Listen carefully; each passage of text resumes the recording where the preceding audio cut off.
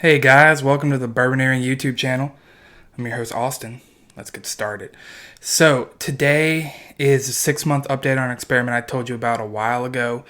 It is where I took a bottle of bourbon. I'm going to test how oxygen affects it. So basically an open bottle. Basically I took this H&H 10 Star, which is a 90 proof straight bourbon. I believe it's Buffalo Trace product. And I split it into 2 bottles. First I took three 1-ounce samples and filled it to the brim as my kind of control. And then I split it into 2 bottles. One, I kept it closed like normal, but I didn't put anything. And the other one, I put a wine preserver, which is basically like a boron, it's a heavy inert gas that displaces the oxygen, basically. So the whiskey, in theory, doesn't oxidize. It's used for wine, and I've had a great experience with it. So, try it for whiskey. So, here's 6 months. This has been sitting here for 6 months. Again, oxygen, no oxygen, in my control. Things I noticed before I even get into the tasting. I just poured these, by the way. This, the wine preserver one, if you can tell, this was like this before I even opened or poured it. There's no condensation here. It looks like a dry glass until you get to the whiskey. Here you can, I don't know if you can see it on the camera. It's got like some condensation, like it's been kind of evaporating or some sort here. I don't know if that means anything, but I noticed that before I poured and it's still there now, which is strange. I went ahead, I already re-preserved this one after I poured it, so that's all good for later. Let's get started. So I'm going to start with the control. Just kind of remember what I'm looking at here. Definitely Buffalo Trace product. Sweet nose. Plenty of flavor for 90 proof. It's also the first alcohol I'm drinking today, so keep that in mind. Just bourbon. That's, bourbon.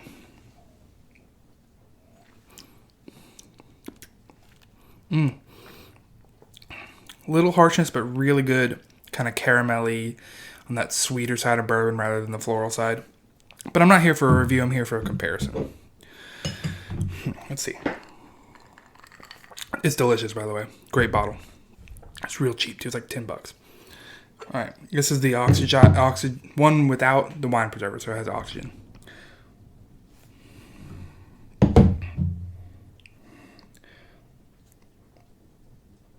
It seems like a more... it's very similar notes. It's really close, but it seems like a more of the slighter sweetness side. Like it lost some of the depth. It's not quite as brown sugar, more light, sugary.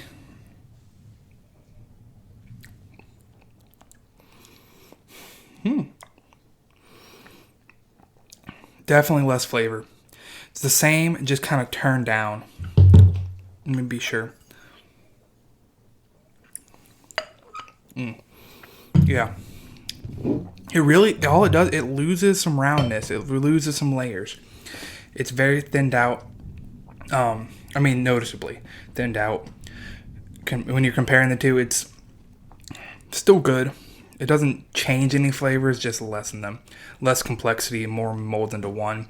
Not that this is super complex to begin with, but it's very, I don't know how do you put it. Muted, basically. That's what I get out of that. So, from here, we know, and this was we knew this ahead of time, leaving bottles with a lot of, a low level in them for a long time will impact the flavor. That we knew that. Let's see if we can stop that from happening.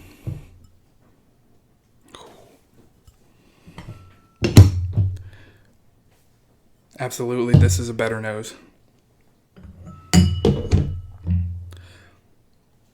It's closer to this, but honestly, I like this one. I like this nose. It's a little more. It's a better flavor nose than this one. I don't know if it's because the wine preserver. I don't know.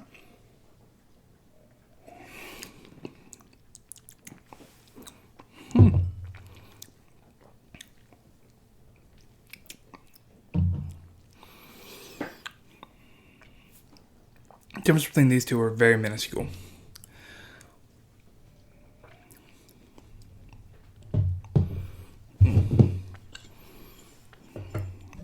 Okay, I'm ready to give a judgment here, or a kind of hypothesis of my finding.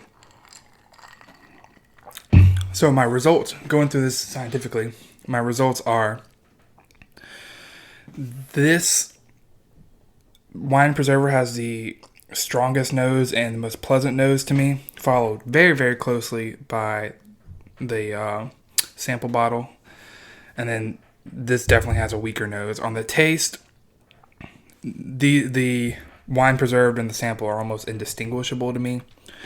There's a slightly watered down, muted kind of effect to the oxygenized one.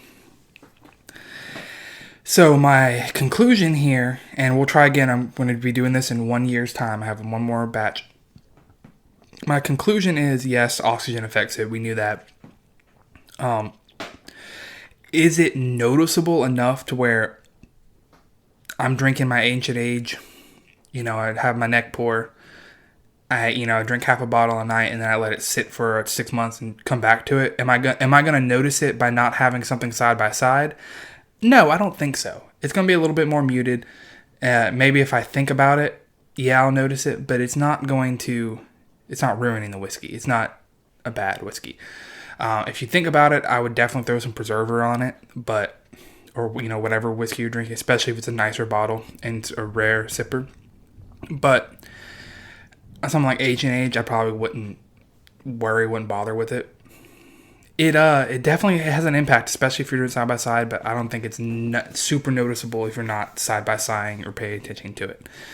Now, I think the nose is slightly better on the wine preserved one as opposed to the sample because there is a little headroom on the sample, and I didn't purge the sample.